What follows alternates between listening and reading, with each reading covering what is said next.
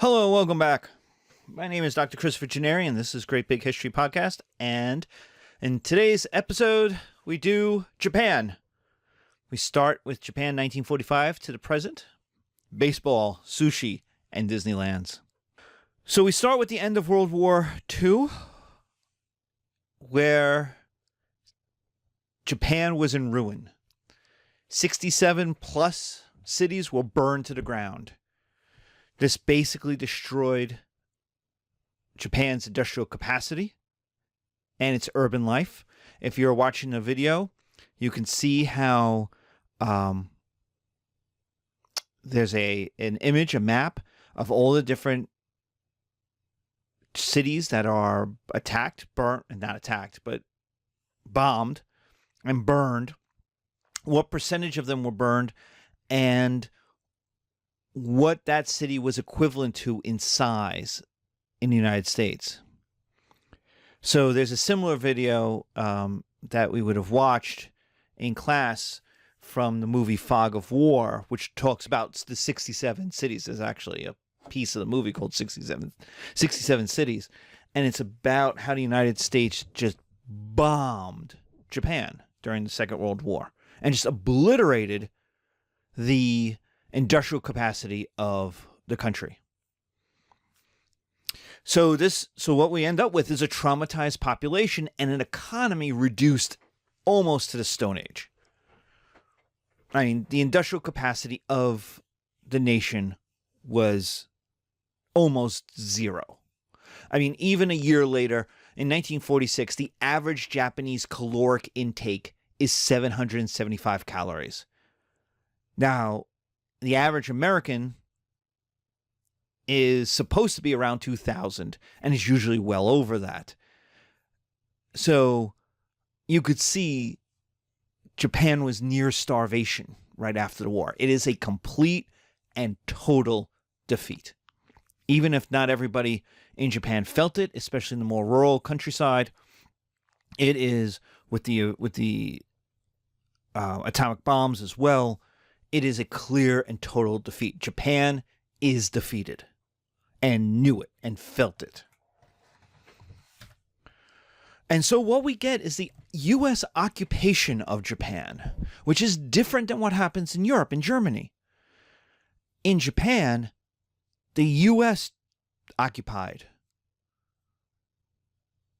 The Soviet Union, Britain, France, they didn't all get parts as well. Despite the losses and the traumas that Britain suffered in the Second World War in the East, Japan, whether it's by history, connection, we've talked a long time about the American-Japanese connection, or just, just revenge. Japan attacked us, and we're going to get revenge. The U.S. military occupied Japan under General MacArthur. The USSR was kept out and instead would end up putting some troops in North Korea. And then, as we talked about, set up a communist government, a loyal communist government under the Kims. And so even here in 1946, we see an early start to the Cold War of the US and the USSR not trusting each other. So what happens? Some 350,000 Americans, mostly military, but also civilians as well, will occupy Japan in order to help run Japan. Japan's starving. It's defeated. It's destroyed. It needs a rebuilding, and it needs help in doing so. And the United States is going to do that. Well, those 350,000 American soldiers had money, and they had time. And so what do young men with money and time do in a population of women who have no money and are starving? You can imagine. And what happens is some 50,000 war brides, quote-unquote war brides, come to the U.S. That American servicemen, to legitimize these relationships, married Japanese women who they didn't know and who the Japanese women didn't know the men. As one woman in a documentary, the documentary Fall 7 Times, Get Up 8, as one of the Japanese war bride moms says, I wasn't thinking, I just had to get out. That Japan was so destroyed that in comparison, these American men were a great option. Now, the American men want sex and maybe the other things that come with a Japanese wife, a willingness to be more deferential to patriarchy, a more traditional lifestyle, maybe that's more exotic. There's whole different reasons why these men and these women would get involved, but love is really not part of it. So what we end up with is this humiliation of Japanese masculinity, which we've been talking about since the beginning of this course, from Japanese pirates all the way to now. And here is Japanese masculinity, right? The Bushido Code, the Ronin, it's all defeated. It's done. And it's a humiliation to patriarchy, right? These women are marrying foreign men who conquered the country because Japanese men couldn't protect them, couldn't save them. Now, these Japanese war brides, these women are going to be scattered all around America, and they're going to be assimilated in. Slowly, not always happily, but they weren't together. They weren't an immigrant group. There's no ghetto. There's no Japan woman town in cities. They're in all of these little towns and cities throughout America by themselves. They have no cultural roots. They have no community allies. They might be the only Japanese woman in the entire town. And we're talking racism. Huge amounts of racism. America is a racist country anyway. And remember, the Japanese attacked Pearl Harbor. They just finished a war. That was one of the most racist wars in all of history. All of the propaganda brought that racism out. The Yellow Menace.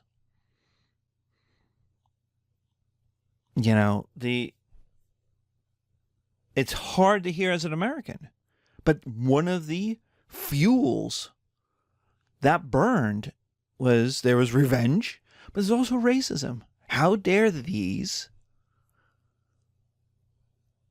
yellow X, Y, and Z insert your insulting word, your racist word, attack us? Who do they think they are? And now, here's a woman who has to now be in Elmira, New York, in where it's freezing, picking chicken eggs up, living in a house with her mother-in-law. Her husband's still in Japan,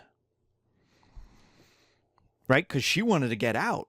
So he sends her, they get married, he sends her home. My parents will take care of you while I'm here, right? So they're alone in a racist country of the hated enemy. They are the hated enemy. And so you could imagine that these women's lives are terrible on an individual basis. Every conversation is insulting.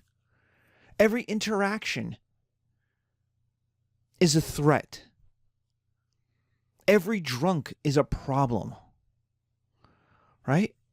And they have no connection. They are cut off from their home, from their culture. They are Japanese people in America, untethered, these women. And so it's just one of these fascinating stories of how these women are going to raise American children. They're not going to raise Japanese children. They're too Americanized. They will become American. They don't have any choice. But it's also a story of how the hated enemy can become your wife. Now, also, you have 350,000 American soldiers, lots of alcohol, and lots of racism and lots of hatred, and you also get a lot of rape, especially on Okinawa. Okinawa has a history of bad American interactions on it. Still, today, the Marine base on Okinawa is a constant problem between the local inhabitants and the American sailors, Marines, and soldiers who get stationed there. And no one knows how many rapes there were. Maybe 10,000. One estimate is 350 a day at one point during the occupation. And there is absolutely no numbers, no discussion on male or child rape. There's none. Americans don't want to look at it, and the Japanese, for the humiliation, don't want to talk about it. And so this is one of those kind of violent crimes of society, of war, of the peace, actually, that's just it's going to be forgotten. It's going to be a footnote, and it's going to be forgotten. These people's personal experiences. Now, this is nothing. What's happening in Japan, as much as we may talk about as bad as the Americans were, there's nothing on the order of what the Russians or even what the Americans were doing in Germany, where it was mass rape of women. And so the sexual violence in Eastern Europe was systematically imposed as a revenge for what the Germans did, for what German men did in the Soviet Union, in Russia. And so the rapes in Japan are not systematic. They're individual. They have to do with money and power and violence and masculinity. But they seem to be also, one estimate was not much more than the general population of an American city. Which makes you have to wonder, Jesus Christ, how prevalent is rape in American cities? And the answer is way more than you think. So what are our results? Well, for Japan, we have demilitarization. No more war. Japan is not going to go to war anymore. The U.S. will provide it its protection. Japan will be allowed to have a small defense army, kind of the way Germany was supposed to have it after the First World War. But the U.S. is saying, we will take on your protection. We will do it. You do not have to build a military. And part of this is a blame of the culture, of Japanese culture for war. That Japanese culture, the samurai, the ninja, the ronin,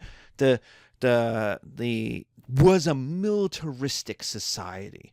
And this was very popular as an explanation of why the Second World War happened. If you ever read the giant William Shirer book, Rise and Fall of the Third Reich, that's his explanation.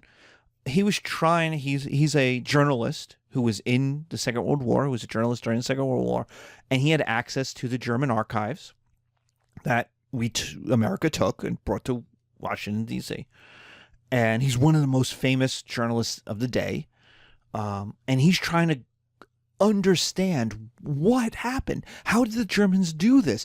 And he writes this book, The Rise and Fall of the Third Reich, which is trying to explain to the people who fought in it, what did they just do? What did they just defeat? Why did this happen?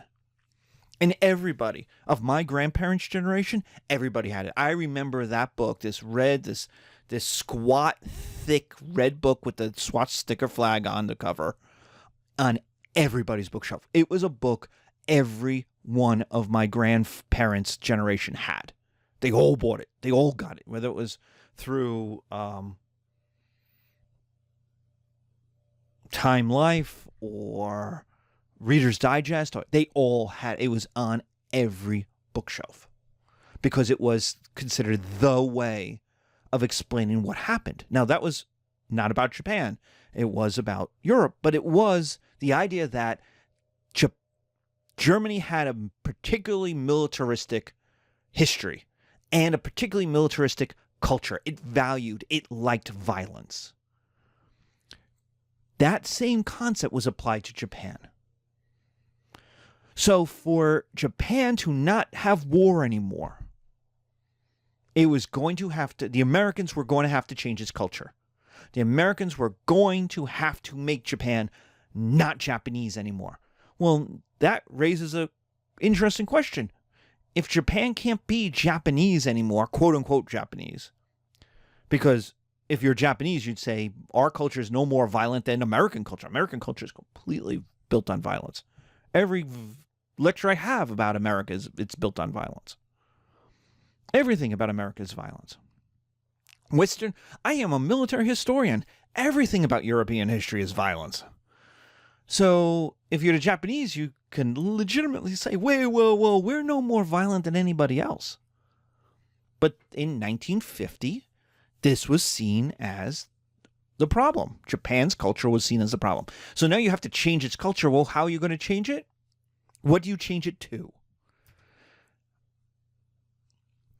Second, now we're going to talk about what we change it to. So that's going to be our next lecture.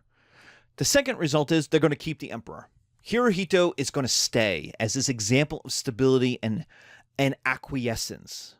The idea, MacArthur's idea, and here's the picture of the two of them when they met. The idea was that the Americans were going to occupy Japan, and Hirohito could give legitimacy, could tell the Japanese, do what the Americans tell you. Just do it. He could give legitimacy as the emperor, as a conservative, to the changes that were going to happen. Now, keeping the emperor was disliked by a whole lot of people. It was disliked by the war crimes advocates. They went, he's part of this. He justified the war. What are you talking about? How can he he's going to stay emperor? That's crazy.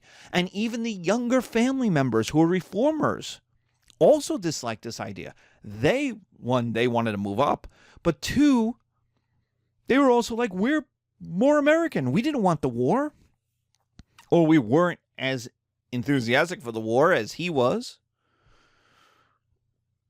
You should get rid of him. Put us in charge.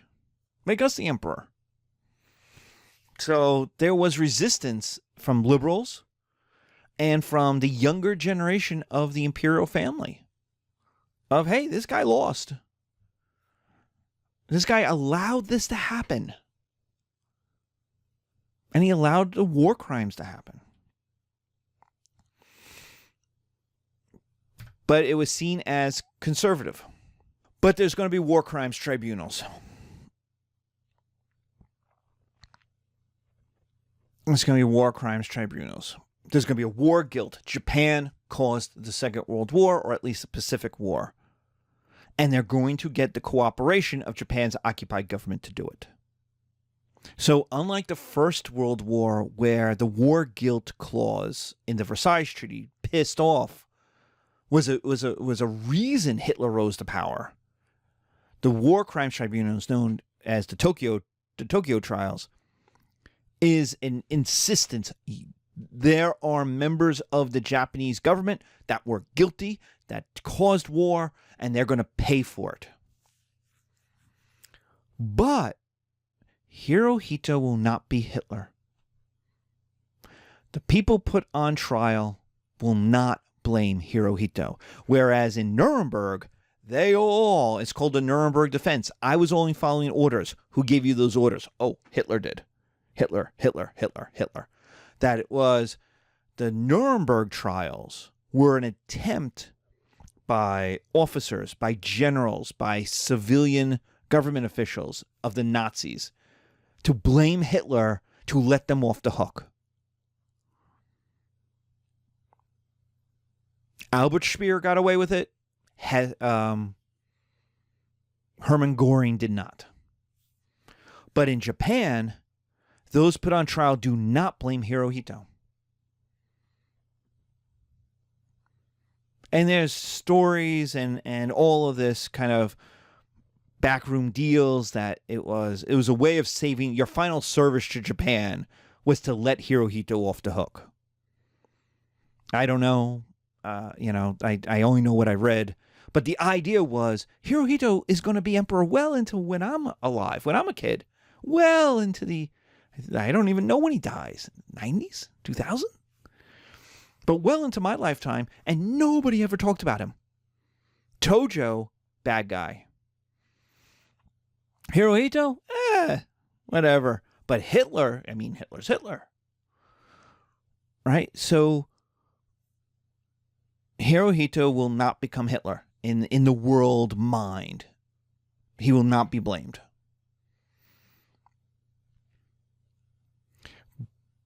But you don't have the full-scale retribution like the Nuremberg trials will be, in a lot of ways, or the refutation of conservatives. They'll be back in the 50s.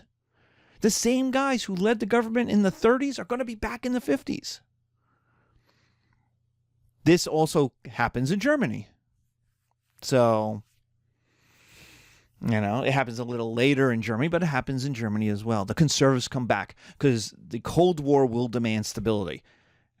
And the conservatives are anti-communist. The one thing you can guarantee, they're all anti-communist. Because the liberals are like, well, socialism, that's so bad. Like, look at Britain's national health care system. It's the most socialist thing in the Western world. The British government owns the healthcare system. That's socialism. That's what liberals do. Liberals take the idea and go, we don't like the mass murders, but we'll take the healthcare system. It works for us. And let's be honest, the national healthcare system in Britain is the most popular thing in Britain.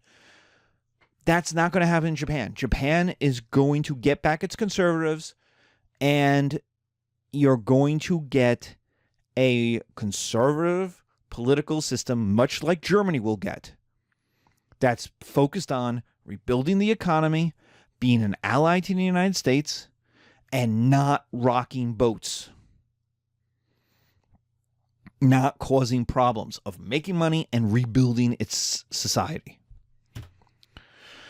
So remember we talked about what culture is going to replace Japanese culture?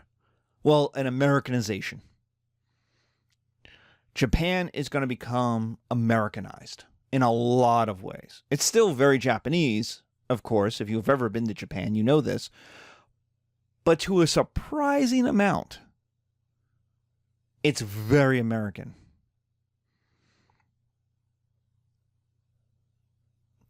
And so if Americans wish they were more European, like I wish I was more Swedish and French, if intellectual Americans wanted to be more European and have always wanted to be more European, Japanese intellectuals and liberals want to be more American. It's kind of how that works. And we're going to show how in the next lecture. So this is to replace Japanese military culture with something else. Well, what they're going to replace it with is American New Deal liberalism. Now, American New Deal liberalism will end in the 60s in the trauma of the Vietnam War and the failure of the Great Society and a lot of racism. Japanese New Deal liberalism will keep going because it doesn't have any of those problems and will go well into the 80s. And this is okay because it's built on the Japanese 19th century Western modernization anyway. Remember, the Japanese modernized by becoming Western. They are not only the only country to become industrialized, but they did so by just basically copying and borrowing and just absorbing the Western ideas. Wholesale. Like we talked about with Beaux Arts, Beaux X Arts, ARTS, architecture, which is developed out of the University of Philadelphia. It's our architecture. It's the 30th Street Station, And where does it end up? In Japan. So you already had a westernization in Japan anyway. And what you're now going to do is build on that and make it even more American.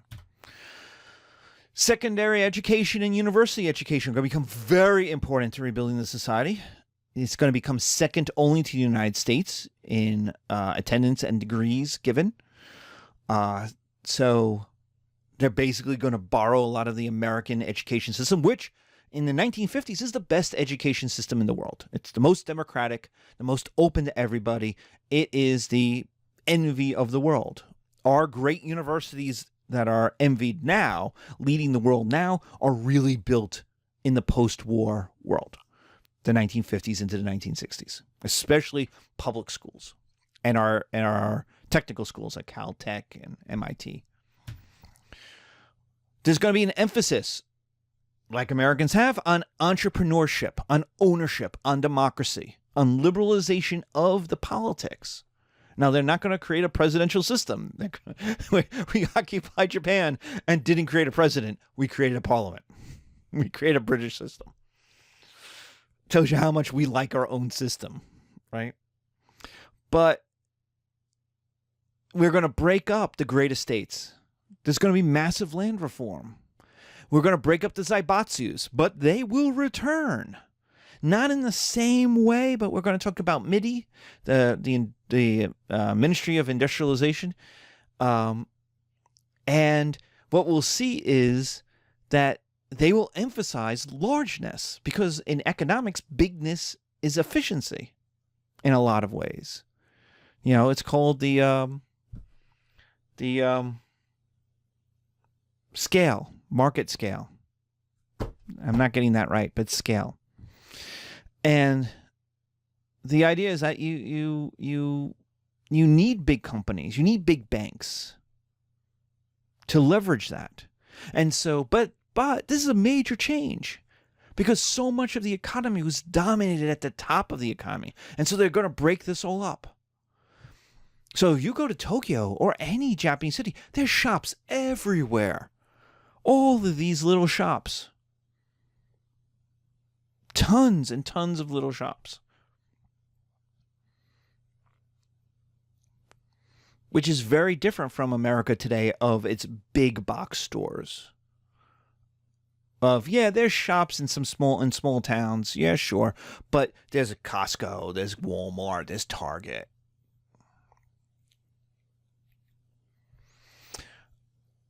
There is more an emphasis on achievement, the meritocracy, achievement through work than through birth.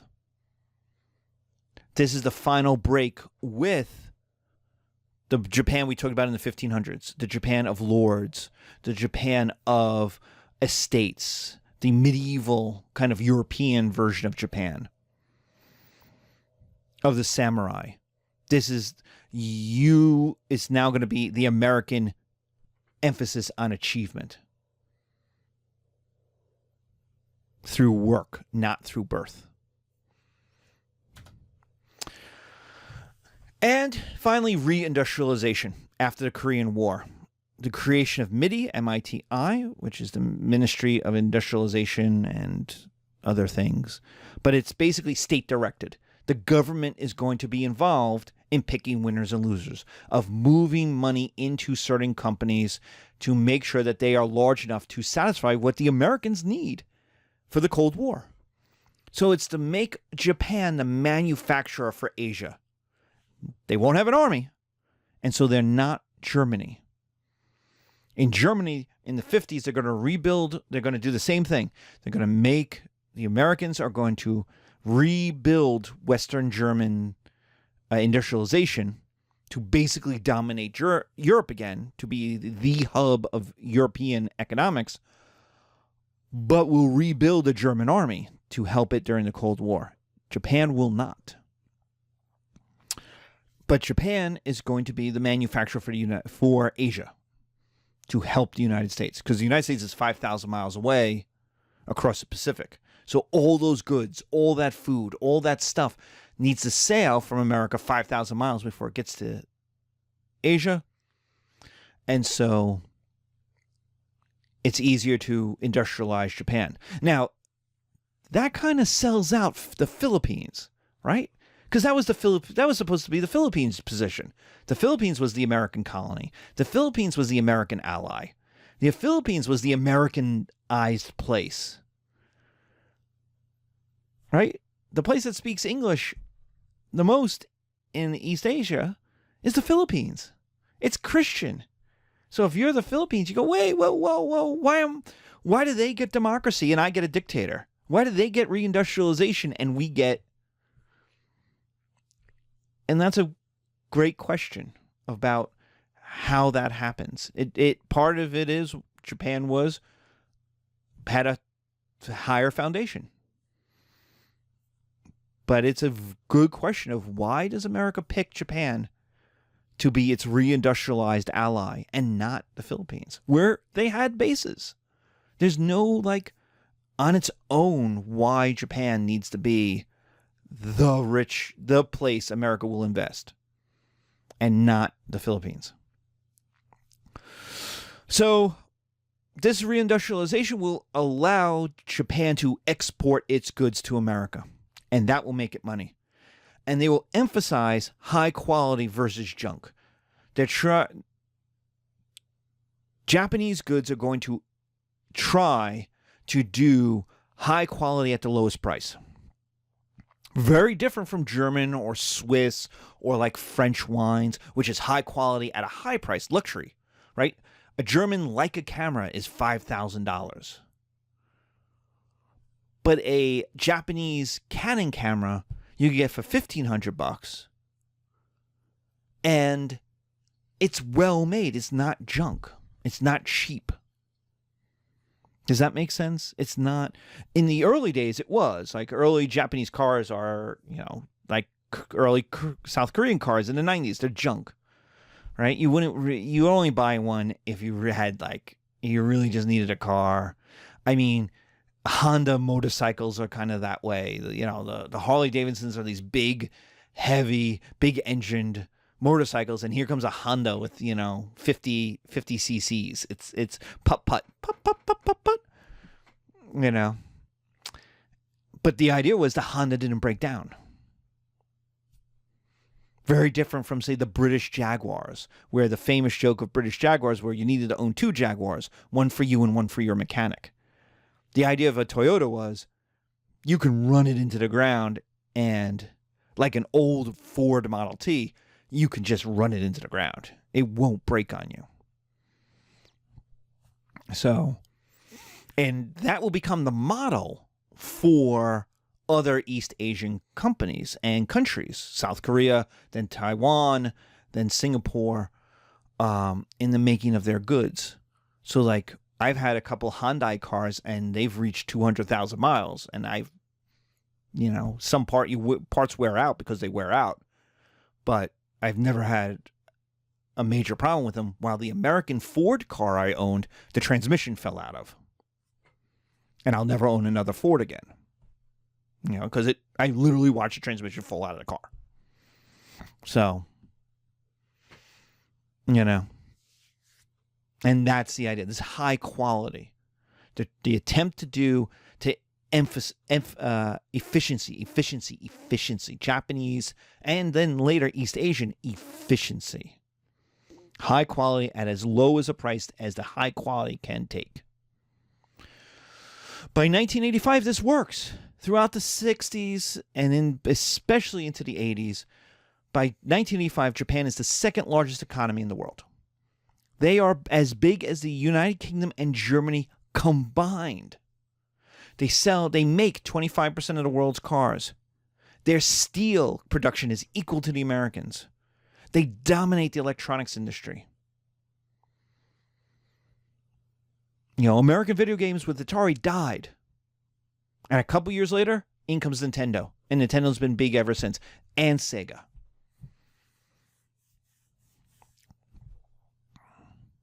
Later in the 90s, Sony will make the PlayStation. Right? American cameras are all going to give way to Japanese cameras.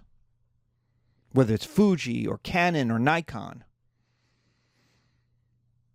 right? Kodak camera, Kodak made cameras, and that died out in the 60s.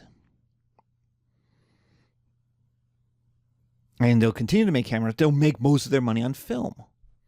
There's the big Fuji film as well, competitor.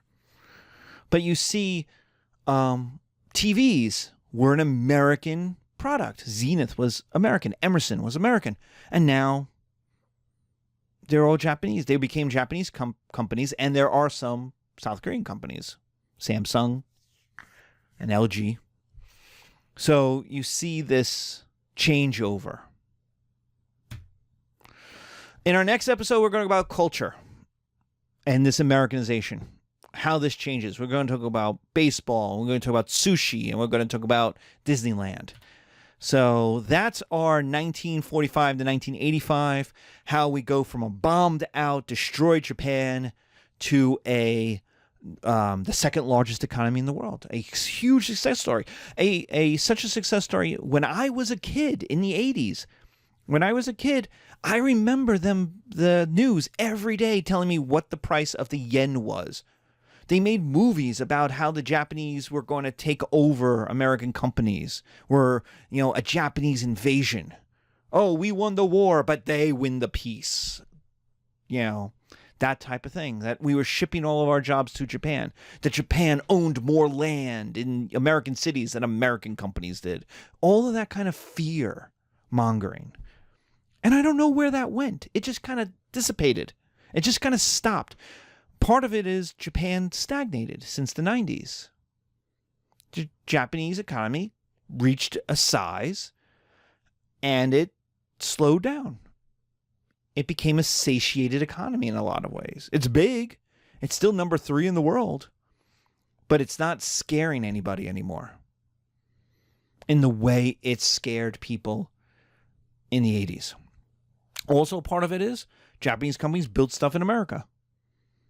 Toyota makes more American cars, makes more cars in America than it imports. Does that make sense? Like, you're as likely to get a Toyota car built in Kentucky as you are to get one built in Yokohama. You're probably more likely to get one built in Kentucky. So they've employed Americans, and if you're being employed by the Japanese, hey, you're okay with that. Suddenly, you're not worried about the Japanese economic invasion the way you would be in 1982. So that's where we are. This state-directed economics. Notice you'll see that in South Korea and to China especially, and export-driven, making wealth by selling the world more stuff, and a total change from imperialism, from conquest, from war to economics. So in our next lecture, we'll talk about culture. And how different cultures, different cultural items reflect upon Japan's change from 1945 to 2020. All right. Well, thank you very much. Be safe. Take care. Stay healthy.